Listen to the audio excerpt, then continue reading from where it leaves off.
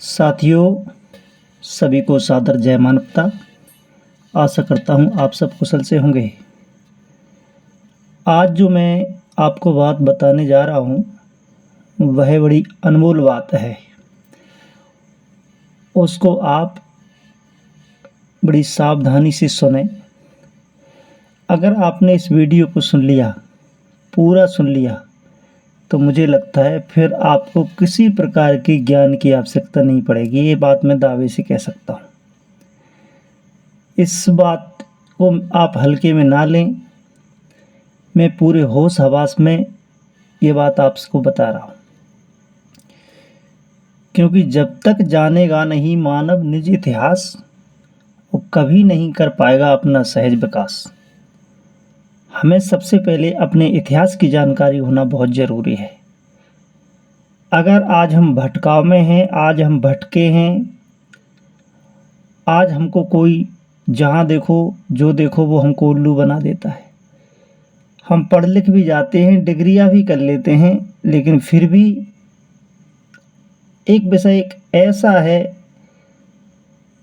वो धर्म के नाम पर, अध्यात्म के नाम पर, देवी देवता के नाम पर, ईश्वर के नाम पर, कि हम उस विषय को जान नहीं पाते। ऐसे बहुत से प्रश्न हैं, आपके भी दिल में बहुत से प्रश्न आते होंगे कि आखिर ये वास्तविकता क्या है।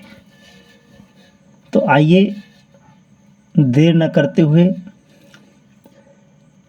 हम समझते हैं सिंधु घाटी सभ्यता से अपने इतिहास को। तो साथियों, सिंधु सभ्यता से लेकर बौद्ध काल तक भारत में श्रवण परंपरा रही। इसमें चारवाक, सांख्य, जैन और बौद्ध दर्शन प्रमुख थे, जो पूरी तरह नास्तिकवादी थे। कोई ईश्वर का कॉन्सेप्ट नहीं था। लोग प्रकृति पूजक थे, जिनमें सूर्य, अग्नि, पवन, वन, पर्वत, गऊ आदि की पूजा की जाती थी। त्योहारों में बैसाखी एवं कार्तिकी पूर्णिमा मनाई जाती थी। पाली या प्राकृतिक भाषा बोली जाती थी। लोग प्रसन्न थे, हर तरफ आनंद था। किसी प्रकार की कोई परेशानी अपने इस जम्मू द्वीप में नहीं थी। उसी समय यवन, ग्रीक, आर्य आदि कुछ विदेशी लुटेरे जम्मू द्वीप में आए और यहाँ आकर लूटपाट मचाना उन्होंने प्रारंभ कर दिया। कोई भी विदेशी जब विदेश से आता है तो वह अपने साथ में अपनी भाषा, अपने देवी देवता एवं अपनी संस्कृति साथ में लाता है। यूरेशिया एवं बैक्टीरिया में बोले जाने वाली भाषा संस्कृत से मिलती जुलती है। आर्यों ने उसी भाषा का उपयोग आर्य लोग करते थे। आर्य अग्नि पूजक थे तथा पशुओं को मारकर यज्ञ किया करते थे। उन्होंने यहाँ की भाषा और अपने आर्यन भाषा को मिक्सिंग करके एक नई भाषा का निर्माण किया।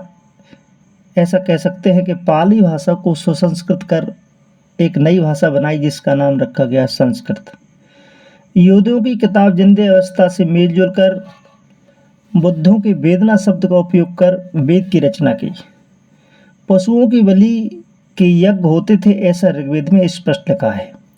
ऋग्वेद को मौखिक रूप में याद करके रखा जाता रहा। शुरुआती ऋग्वेद में ग्रीक यवन देवी देवताओं की स्तुतियों के मंत्र हैं, जिसमें कुछ हीनयान के, कुछ ग्रीक यवन देवताओं के नाम आज भी लिखे हुए हैं, जैसे इंद्र, सविता, अग्नि, वरुण आदि। आर्य अग्नि पूजक थे, यहूदी भी अग्नि पूजक थे। दोनों में परस्पर संघर्ष होते रहते थे। आज से लगभग 5000 वर्ष पहले से श्रवण परंपरा अपने यहाँ कायम थी, जिसमें 28 बुद्धों का सबूत मिल चुका है। आज से लगभग 2600 वर्ष पहले बुद्ध हुए, तब समाज में पशु हत्या जोरों पर थी, जिसे बुद्ध ने बंद करवाया था। सिंधु सभ्यता काल के यहाँ मूल निवासियों का राज था, जो नागवंशी कहे जाते थे। उसी वंश परंपरा में हेह वंश, शिशुनाग वंश, नंद वंश और फिर नंद वंश को पराजित करके चंद्रगुप्त ने मगध की गद्दी प्राप्त की थी। चंद्रगुप्त का पुत्र बिंदुसार बुद्ध का समकालीन था। इसके बाद सम्राट अशोक ने बुद्ध परंपरा का परचम सारी दुनिया में लहरा दिया। नालंदा विश्वविद्यालय में हजारों लोग विदेश से पढ़ने आते थे। ऐसे कोई 10,000 विश्वविद्यालय जम्मू द्वीप में थे, यानी हमारे भारत में थे। सम्राट अशोक के समय भारत की सीमाएं काबुल, कंधार से लेकर बलूचिस्तान तक फैली हुई थीं। कोई जाति, धर्म आदि का झंझट नहीं था। समाज राजा, मंत्री, सैनिक, सामंत, कृषक, शिल्पकार और सेवाधारी, इन 7 वर्गों में बटा हुआ था। सभी योग्यता अनुसार ऊंचे नीचे पदों पर आते जाते रहते थे। कोई ईश्वर, देवी देवता का कॉन्सेप्ट नहीं था। जब तक भारत में श्रवण परंपरा रही, चार्वाक मत रहा, जैन मत रहा, सांख मत रहा, बुद्ध मत रहा, इसके अलावा और भी बहुत सी संप्रदाय पनपते रहे, तब तक भारत विश्व गुरु रहा। हर क्षेत्र में अव्वल दर्जे का विकास हुआ। सम्राट अशोक से लेकर बृहद्रथ तक लगभग 10 राजाओं ने राज किया, तब तक कोई बड़ा सामाजिक परिवर्तन नहीं हुआ। पर जब एक आर्य सेनापति पुष्यमित्र शुंग द्वारा बृहद्रथ की हत्या कर दी गई, तब से बड़ा बदलाव प्रारंभ होता चला गया। साथियों, नालंदा विश्वविद्यालय में विदेश से हजारों लोग पढ़ने आते थे। लाइट ऑफ एशिया बुद्ध को कहा जाता था। बुद्ध के शांतिपूर्ण धर्म का परचम पूरे विश्व में लहरा रहा था। उसी समय भारत को विश्व गुरु कहा जाता था। विश्व के सभी देश भारत को आशा की नज़र से देख रहे थे। पर जब से देश में आर्य लोगों द्वारा वैदिक धर्म कायम हुआ, तब से देश की गति बुरी से बुरी होती चली गई। नालंदा विश्वविद्यालय में पढ़ने के लिए विदेश से जब लोग आने लगे और यहाँ के चर्चे विदेश में होने लगे, तो बाहर से विदेशी भी यहाँ भारत में आए। उनमें यवन, ग्रीक, शक, कुषाण, पहला, भूड़ आदि बहुत से लोग अरब देशों से आए और यहाँ आकर यहाँ की संस्कृति में रच पच गए। बौद्ध धर्म को अपनाकर बुद्ध धर्म में ही वो लोग लीन होते चले गए। जो भी विदेश से आए, वह भाषा, पहनावा, अपने देवी देवता भी साथ में लाए। यहाँ के लोगों से मिलकर उन्होंने यहाँ एक नई संस्कृति, एक नई भाषा, एक नई जीवन शैली प्रारंभ की। शुरुआत में यहाँ पाली भाषा बोली जाती थी। पाली भाषा को सुसंस्कृत कर संस्कृत भाषा बनाई। जब बुद्ध धर्म को 2 शाखाओं में बट गया, एक हीनयान, दूसरा महायान। फिर महायान 2 भागों में बटा, वज्रयान और तंत्रयान। उसी समय बाहर के आए हुए जो कुछ लोग महायान शाखा में घुस गए। पुष्यमित्र शुंग का आश्रय पाकर आर्यों ने बुद्धों का कत्लेआम करना प्रारंभ कर दिया। उनके मठों को तोड़ फोड़ दिया और महायान शाखा की जो बुद्ध धर्म के देवी देवताओं की मूर्ति थी महायान शाखा में, उन बुद्ध धर्म की मूर्तियों को अपनी धर्म संस्कृति में कन्वर्ट करके मंदिरों में स्थापित कर दिया और मंदिरों पर कब्जा जमा लिया। इसमें शंकराचार्य का ही बहुत बड़ा हाथ रहा। शंकराचार्य शैव धर्म के प्रवर्तक बने। उन्होंने चारों दिशाओं में 4 मठों की स्थापना की और बुद्धों को बुरी तरह यहाँ से खदेड़ा। आर्यों ने ही बख्तियार खिलजी को माध्यम बनाकर नालंदा विश्वविद्यालय की लाइब्रेरी जलवा दी। इसके बाद ऋग्वेद, जो जिंदे अवस्था की नकल था, उसे डिवाइड करके 4 भागों में बांट दिया। एक ब्राह्मण जिसका नाम प्रमाण नाम का आर्य था, एक नई फिलॉसफी उसने चालू कर दी, जिसमें ईश्वर, आत्मा, पुनर्जन्म, नरक, स्वर्ग, देवी देवता, भूत प्रेत, 84 लाख योनियां आदि का कॉन्सेप्ट प्रारंभ कर दिया, जो आज तक चल रहा है। पुष्यमित्र शुंग के राजकवि वाल्मीकि ने बुद्धों की जातक कथा दशरथ घत कथा को मिक्सिंग करके रामायण की रचना की। व्यास के नाम से आर्यों ने मनुस्मृति की रचना करके समाज को ऊंच नीच, छुआछूत के साथ हजारों जातियों में डिवाइड कर दिया। वेदों में अवतारवाद नहीं था। रामानुजाचार्य ने अवतारवाद प्रारंभ किया और रामधारा के प्रमुख कहलाए। माधवाचार्य ने मूलवासियों के लोक देवता कृष्णासुर, जिसका जिक्र ऋग्वेद में मिलता है, जिससे इंद्र द्वारा जो पराजित बताया जाता है ऋग्वेद में, उसी को कृष्ण बनाकर महाभारत में स्थापित किया और जाति प्रथा को जस्टिफाई करने के लिए गीता कहलवाई। बाद में उसे महाभारत में जोड़ दिया गया। किसी ने शाक्त शाखा चलाई, किसी ने शैव, किसी ने वैष्णव और अनेक देवी देवताओं के माध्यम से अपनी अपनी संप्रदाय चालू कर दिए। वेदों को सरल करने के लिए उपनिषद लिखे गए। जाति प्रथा को जस्टिफाई करने के लिए गीता, रामायण, महाभारत, स्मृतियाँ आदि रची गई। फिर पुराणों की रचना करके धूर्तों ने इनमें इतना कचरा भर दिया कि समाज आज तक नहीं समझ पाया कि भाई किस नशेड़ी ने कौन सा नशा करके ये पुराण लिख दिए। वैदिक आर्यन धर्म एक ऐसा धर्म था जिसमें अधिकतर बातें काल्पनिक थीं। बहुत से काल्पनिक देवी देवता बना करके और बहुत से ग्रंथ पुराण आदि की रचना करके उनको जस्टिफाई किया गया। यहाँ के निवासियों को कई टुकड़ों में बांट दिया गया। जाति पाति के बंधनों में लोगों को बांट करके शिक्षा, सुंदर स्त्री एवं धन से पूरी तरह वंचित कर दिया गया। शिक्षा से वंचित हो जाने पर लोग पूरी तरह अनपढ़, गंवार और मूर्ख हो गए। तब कुछ धूर्त लोगों ने यहाँ के मूल निवासियों का हर प्रकार से शोषण करना प्रारंभ कर दिया। उनके गले में थूक पात्र और पीछे झाड़ू बांध दी। शिक्षा के अभाव में मानव पूरी तरह पशु बन जाता है और यही हाल हुआ कि पिछले 1000 साल से यहाँ के लोगों को शिक्षा से पूरी तरह वंचित कर रखा। इसका परिणाम ये हुआ कि लोग पूरी तरह अंधविश्वास में फंसते चले गए। सत्य क्या है, असत्य क्या है, ये लोग नहीं समझ सके। ईश्वर, आत्मा, पुनर्जन्म, स्वर्ग, नरक, देवी देवता, भूत प्रेत आदि की फिलॉसफी ने समाज को पूरी तरह कमजोर कर दिया। लोग भयभीत हो गए। 84 लाख योनियों के नरक का भय लोगों को दर्रा सताने लगा। लोग बेबस होकर के ब्राह्मणवादी लोगों के जाल में फंसते चले गए। उसी समय विदेशियों के आक्रमण हुए। मुगलों के समय लोग दास प्रथा से भयभीत होकर के जो जिसने कहा वो मानते चले गए। मूलवासी लोग मंदिर मस्जिद बनाते, मूर्तियां सजाते और उनका चढ़ावा धूर्त हड़प जाते। कई प्रकार की कुप्रथाओं को चला करके समाज का बुरा हाल कर दिया। आज जो अंधविश्वास, अंधश्रद्धा फैली हुई है, जहाँ तहाँ बाबाओं के मेले सजे हुए हैं, उसका यही परिणाम है कि स्वतंत्रता के बाद जो शास्त्रों को कभी मूलवासी छू भी नहीं सकते थे, उन शास्त्रों को एकदम से छूट दे दी गई, सस्ते कर दिए गए।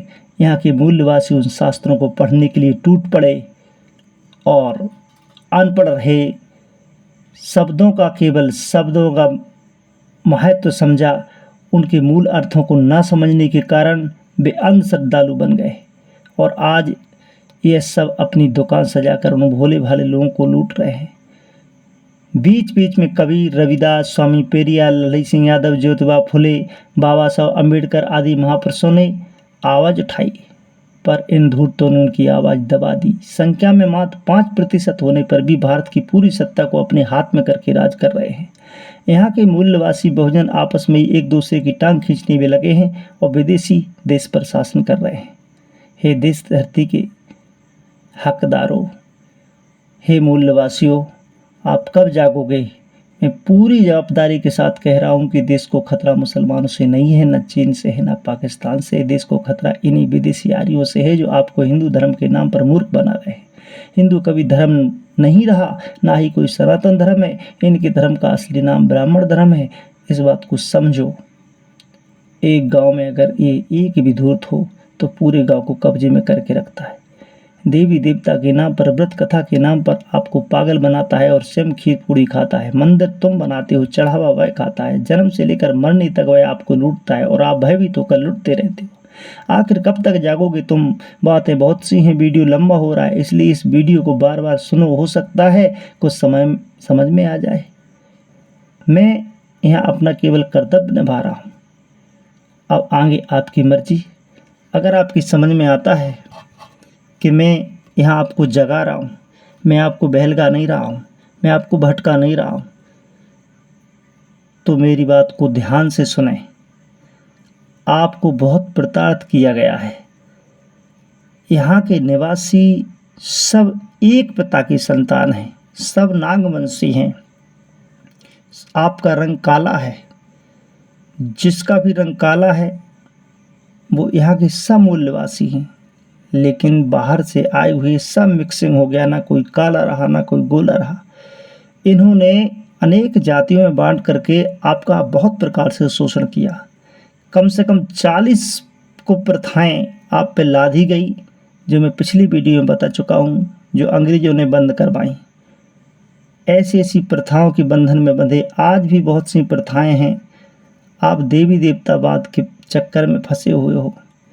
अरे भाई, कोई देवी देवतावाद नहीं होता है, ये केवल आपकी मानसिक बीमारियां होती हैं, जिनको तांत्रिक लोग देवी देवता के नाम पर आपको ठगने के लिए और जो है चालू रखे हुए हैं। ईश्वर की अगर बात कहूँ तो ईश्वर वह नहीं है जिसको तुमने बनाया है।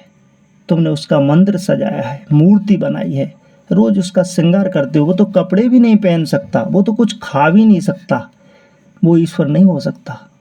हाँ, ईश्वर वो तो हो भी सकता है जिसने सारी कायनात बनाई, सारी दुनिया बनाई, जो हम में तुम में सब में समान रूप से है। तो उस ईश्वर को तुम कहाँ मंदिरों में ढूंढने जाओगे? किसी बाबा के पास जाओगे, वहाँ मिलेगा क्या? वहाँ नहीं मिलेगा।